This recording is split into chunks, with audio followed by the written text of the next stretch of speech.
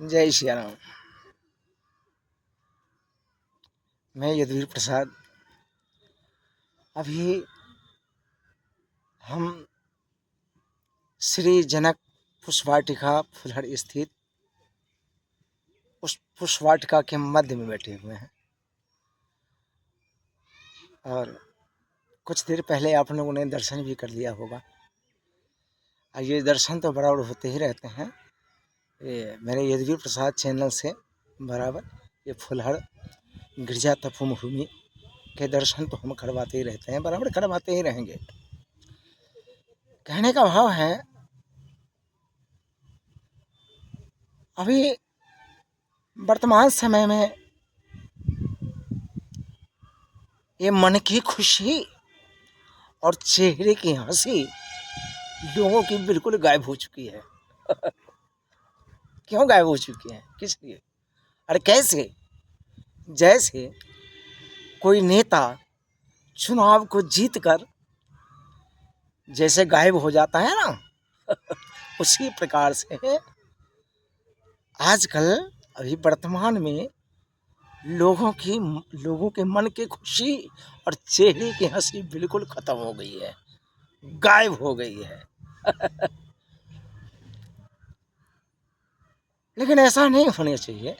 आज मोबाइल सबके हाथ है। कौन ऐसा है जिसके पास मोबाइल ना हो?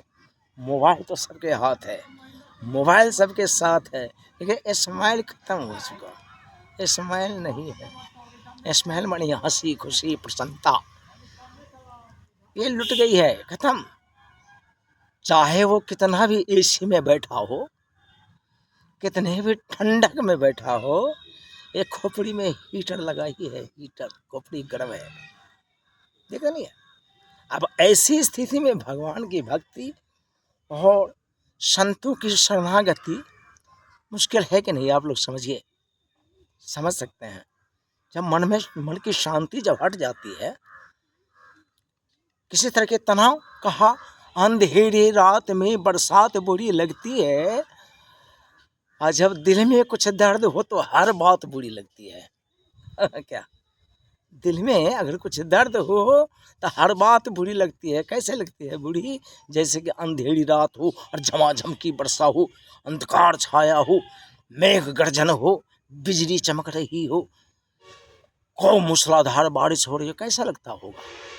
उसी प्रकार से आजकल लोगों की खुशी उठ गई। अंधेरी रात में बरसात जैसे बुरी लगती है और दिल में कुछ दर्द हो तो हर बात बुरी लगती है, एक भी बात अच्छी नहीं लगती। फिर ऐसा भी कहना है, जो मूढ़क से क्या बोलिए, मूढ़क से क्या बोलिए, 60 क्या बसाए। मूर्ख को आप क्या बोलेंगे, 60 क्या बसाए। तीर मारे पत्थर पर चोखा तीर न साए। पत्थर पर तीर मारने से जैसे वो नोकदार जो बाड़ा होता है, बाण होता है, वो बाण भी मुड़ जाता है, बाण भी मुड़ जाएगा, क्यों नहीं मुड़ेगा? तो मूर्ख है पत्थर, पत्थर पर तो बाण मारने वाला कितना मूर्ख होगा, वो आप समझ सकते हैं। मूढ़क हृदय न चेत जो गुरु मिलहि बिरंचि समा। मूढ़क को ज्ञान देना और सांप को दूध पिलाना कैसा होगा? मूढ़क को ज्ञान देना उसके क्रोध को बढ़ाना होगा, जो देता है उसके क्रोध को बढ़ाता है, और सांप को जो कोई दूध पिलाता है उसके जड़ को बढ़ाता है कि नहीं? समझिए। मूढ़क सो क्या बोलिए, 60 क्या बसाए। 60 सन विनय कुटिल सन प्रीति, सहज कृपण सन सुंदर नीति, ममता रथ सन ज्ञान कहानी, अति लोभी सन विरति बखानी। क्रोध ही सम कामी ही हरि कथा, ऊसर बीज बे फल जथा। ऊसर हो, उसमें बीज बोने से क्या फायदा होगा? जो कामना के वशीभूत इंसान है उसको अब हरी कथा सुनाएंगे, क्या फ़ायदा हुआ। तो ये हमारी वीडियो तो हमारी ये कार्यक्रम तो जाता होगा, हर जगह जाता होगा, सारे लोग देखते होंगे, लेकिन इसको नेगेटिव समझ के चला बाबा जी क्या बोलेंगे। नहीं, अरे बाबा जी जन्म जन्म पछताओगे जब बाबा जी की वाणी को ठुकराओगे, जन्म जन्म पछताओगे बाबा जी की वाणी को ठुकराओगे। ज्ञान उसे न दीजिए जिसे ज्ञान न सुहाए, जिसको ज्ञान सुहाता नहीं हो उसे ज्ञान कभी देना नहीं चाहिए। और ज्ञान उसी को दीजिए जो ज्ञान का अधिकारी हो, जो ज्ञान अर्जन करने वाला हो, जो ज्ञान को अपना सर्वस्व समझता हो, जो अपनी संपत्ति समझता हो, जो अपना जीवन समझता हो, अपन जीवन नैया समझता हो, अपना पतवार समझता हो, जब हमें ज्ञान के पतवार से ही जीवन नैया को खे करके हमें उस पार जाना है, इस जीवन की गाड़ी को उसी पार ले जाना है। तो ज्ञान उसे न दीजिए जिसे न ज्ञान सुहाए। अगर ज्ञान दे दिया उसको तो फिर अपने सिर बिसाए, अपने सिर भारी पड़ेगा। देखिए भस्मासुर को, देखिए भस्मासुर, भोलेनाथ को देखिए, भोलेनाथ ने वरदान दे दिया, वही वरदान करते हैं ज्ञान दे दिया। ज्ञान क्या हो गया, उन्हीं के दिए हुए ज्ञान से उन्हीं को जलाने का प्रयास कर दिया। आज भी होता है। एक बार तो कह दिया ना, मूढ़क को ज्ञान देना और सांप को दूध पिलाना दोनों बिल्कुल नहीं करना चाहिए। मूर्ख को ज्ञान देना उसके क्रोध को बढ़ाना है।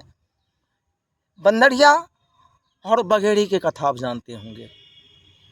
बरसात और कड़ाके की ठंडी पड़ रही थी, कड़ाके की ठंडी पड़ रही थी, और बगेड़ी जो हम लोग के बोलचाल के भाषा में आता है बगड़ी, पहले आज तो कम दिखाई दे रही ना बगड़ी। बड़ी कथा अच्छी है, ध्यान देंगे। ज्ञान होगा जो आज के बाद मूर्खों को ज्ञान देना बिल्कुल आप भूल जाएंगे। वो बगड़ी वो बड़े बड़े पेड़ पर जो है वो घोंसला बनाती थी, देखते होंगे आप लोग भी, लटका हुआ कई हजार बगड़ी, खूब बढ़िया खा से तिनका चुन चुन, इतना मजबूत जो आंधी तूफान में भी वो टूटने का नाम नहीं लेता था। कितनी भी वर्षा हो, कितनी भी कुछ हो, तो उसमें जो है बिल्कुल उसमें पानी एक बूंद गिरने का नाम नहीं था। इतना अच्छा वो बनाती थी घोंसला। अब उस घोंसले में बैठी वो चिड़िया एक बंदर को देख रही है, जो बंदर कांप रहा है, ठंडी के मारे कांप रहा है, बहुत कांप रहा है।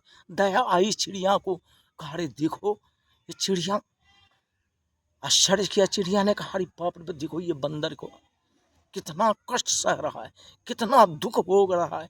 चिड़िया ने कहा बंदर को, कहा अरे बंदरबा, अरे बंदरबा, भगवान ने तुम्हें हाथ दिए, पैर दिए, ज्ञान दिया, बुद्धि दिया, कूदने उछलने की शक्ति दी, और इतना दुख सहने की क्या जरूरत है।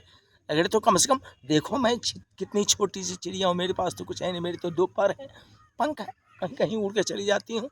फिर मैं अपनी व्यवस्था, अपने सुख शांति के लिए किस तरह रहने की व्यवस्था तुमने कर लिया है ना, कहीं तो बंदर हो, कर लिया होता ना, बढ़िया आनंद हो जाता। अब फिर जो है कर लिया होता, बंदर को ज्ञान दिया चिड़िया ने, कम से कम अपनी व्यवस्था तो कर लिया होता। सर्दी गर्मी बरसात में जो सहन करते हुए इतना कष्टों का सामना करना पड़ता है, तो कम से कम तो बना लिया तो होता। यही सुन करके बंदर को अत्यंत क्रोध से वो बबूला हो गया, गुस्सा से, कहा अरे छोटी सी चिड़िया, नन्ही सी चिड़िया, तुम्हारी ये औकात, छोटी सी चिड़िया आई है मेरे को ज्ञान देने के लिए, ज्ञान देने के लिए आई है। अभी मैं तुम्हें बताता हूँ, तेरी औकात है मुझे ज्ञान देने की, अभी मैं बताता हूँ। तुरंत वो बंदर उछल के गया, कूदा, चढ़ा उस पेड़ पर, और सारे घोंसले जितने उसके घोंसले, सारे घोंसले को तोड़ दिया बंदर ने, तोड़ के फेंक दिया। चिड़िया बिल्कुल बेघर हो गई, उसके बच्चे भी बेकार हो गए, जहाँ तहाँ ना जाने कहाँ गई, वो कहाँ गए उसके बच्चे, कहाँ क्या हो गया, उसको पतन कर दिया। इसलिए सावधान, कभी मूर्खों को ज्ञान देना नहीं, कभी मूर्खों के प्रति कोई ज्ञान की जरूरत नहीं है। ज्ञान उसे ही देना चाहिए जो ज्ञान का अधिकारी हो, जो ज्ञानार्जन करने वाला हो। ज्ञान सबको नहीं देना चाहिए, मूर्खों को तो बिल्कुल नहीं देना चाहिए। मूर्खों को ज्ञान देना, सर्व को जल पिलाना, यह याद रख लेना। फूल ये फरा ये न बेत, तुलसी बाबा ने रामायण में दिया है ना। किसके लिए दिया है? कुत्ते बिल्ली को पढ़ने के लिए तो नहीं दिया, अरे मनुष्यों को पढ़ने के लिए दिया है ना। फूल ये फरा ये न बेत, जदपि सुधा बरसहि जलद, मूढ़ हृदय न चेत, जौ गुरु मिले बिरंची सम। बेत का जो ये पौधे हैं, बेत जानते होंगे, बेत वो फलता फूलता नहीं है।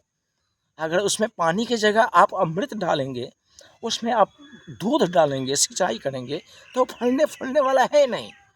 उसी प्रकार से मूर्खों को अगर मिल जाए ब्रह्मा विष्णु के जैसे गुरु, फिर भी मूढ़ हृदय न चेत, जो गुरु मिलन समा।